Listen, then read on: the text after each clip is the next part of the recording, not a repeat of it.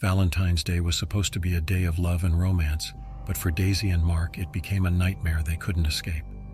It all started with a seemingly innocent gift, a vintage locket that Daisy had stumbled upon in a quaint antique shop downtown.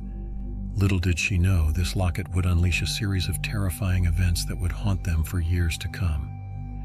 Daisy had been browsing through the antique shop, searching for the perfect gift for Mark. She wanted something unique, something that would show him just how much she loved him. When she spotted the delicate silver locket nestled among a pile of old trinkets, she knew it was exactly what she had been looking for. Excited to see Mark's reaction, Daisy presented him with the locket later that evening over a romantic dinner. His eyes lit up with delight as he opened the small velvet box, revealing the intricately designed pendant inside. It was a beautiful piece with delicate engravings and a small ruby nestled in the center. However, their joy was short-lived. Almost as soon as Mark clasped the locket around his neck, strange things began to happen. It started with small, seemingly insignificant occurrences, objects mysteriously moving from one place to another, whispers heard in the dead of night that sent shivers down their spines. At first, Daisy and Mark brushed off these occurrences as mere coincidences, attributing them to their overactive imaginations. But as the days passed, the incidents grew more frequent and more disturbing. They would wake up in the middle of the night to find the locket hanging above their bed, swinging back and forth as if moved by an unseen force. Their once peaceful home began to feel suffocating, as if a malevolent presence lingered in every corner. It wasn't long before Daisy and Mark realized the truth.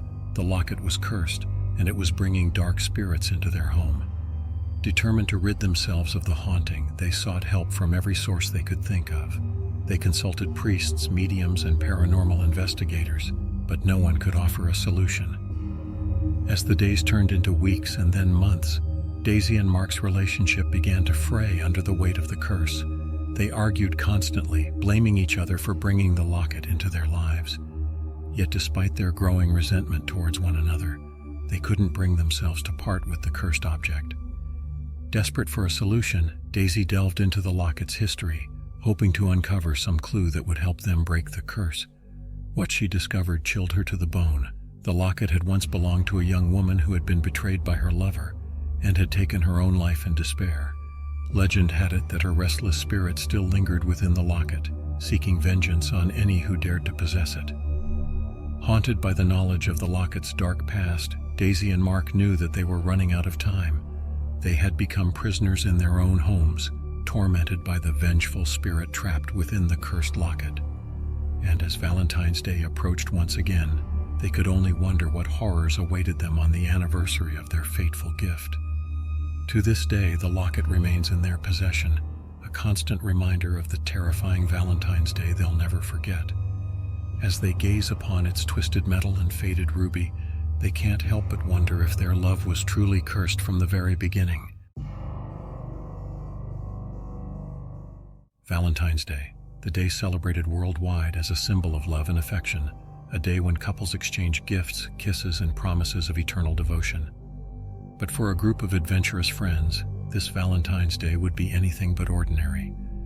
Drawn by the allure of mystery and the promise of adventure, they embarked on a journey that would lead them deep into the heart of darkness, where the echoes of love and loss intertwined in a macabre dance. The abandoned mansion stood sentinel against the backdrop of the night, its crumbling facade a testament to the passage of time. Rumors swirled around its decaying walls, whispers carried on the wind, tales of a tragic love affair that had ended in bloodshed and despair. But for these intrepid explorers, the allure of the unknown was too strong to resist. With hearts pounding and anticipation coursing through their veins, they crossed the threshold into the mansion's shadowy depths, their footsteps echoing in the empty halls. The air was thick with the scent of decay, a tangible reminder of the centuries that had passed since this once grand estate had fallen into ruin. As they ventured further into the labyrinthine corridors, a sense of unease settled over them like a suffocating shroud. They could feel eyes watching them from the darkness, unseen presences lurking just beyond the edge of their vision, but still they pressed on, drawn ever deeper into the heart of the mansion's secrets. And then they heard it, a sound so chilling, so primal, that it sent shivers cascading down their spines. A blood-curdling scream echoed through the halls, piercing the silence like a knife through the darkness. Instinct screamed at them to flee, to turn back and escape the clutches of whatever malevolent force inhabited this cursed place. But something held them rooted to the spot, a morbid curiosity that compelled them to seek out the source of the sound. Following the echo of the scream, they descended into the bowels of the mansion, where the air grew heavy with the weight of centuries-old secrets. And there, in the dim light of a flickering candle, they stumbled upon it. An altar, ancient and weathered, adorned with wilting roses and flickering candles. Before they could react, they were surrounded by a spectral chorus of ghostly apparitions, their faces twisted in agony, their eyes burning with a fiery intensity that pierced the darkness. They were trapped, ensnared in the twisted web of a Valentine's Day ritual that had long since lost its meaning, condemned to wander the halls of the mansion for all eternity, their souls forever bound to its decaying walls. As the echoes of their screams faded into the darkness, the mansion fell silent once more, its secrets buried beneath layers of dust and decay. And though the world outside continued to spin, oblivious to the horrors that lurked within, the memory of that fateful Valentine's Day would linger on, a reminder of the dangers that lurked in the shadows, waiting to ensnare the unwary in their tangled embrace. Olivia had always loved Valentine's Day. It was a day filled with love, romance, and the promise of something special. But this year, Valentine's Day would be different.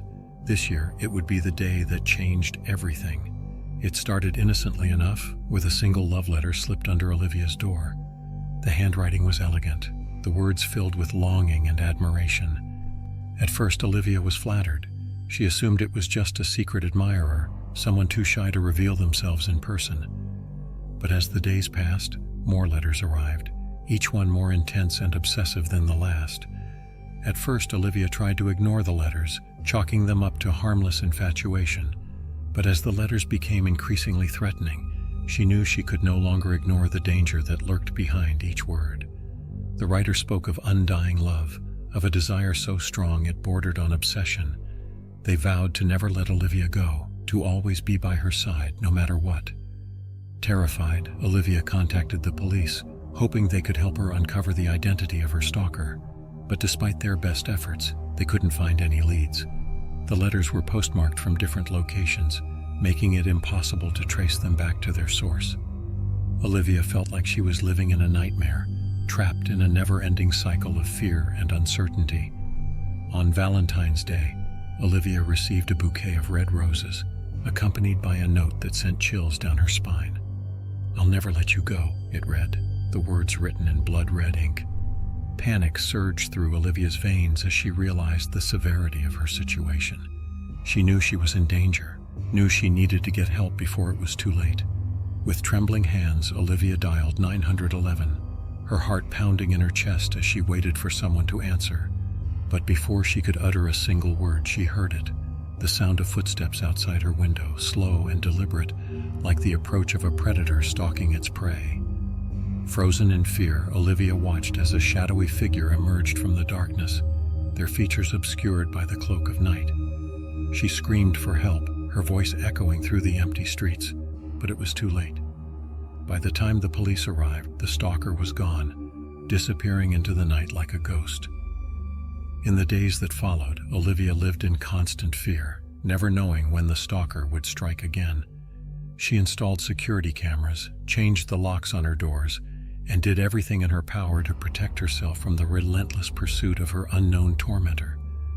But no matter what she did, she couldn't shake the feeling that she was being watched, that the stalker was always one step ahead, waiting for the perfect moment to strike.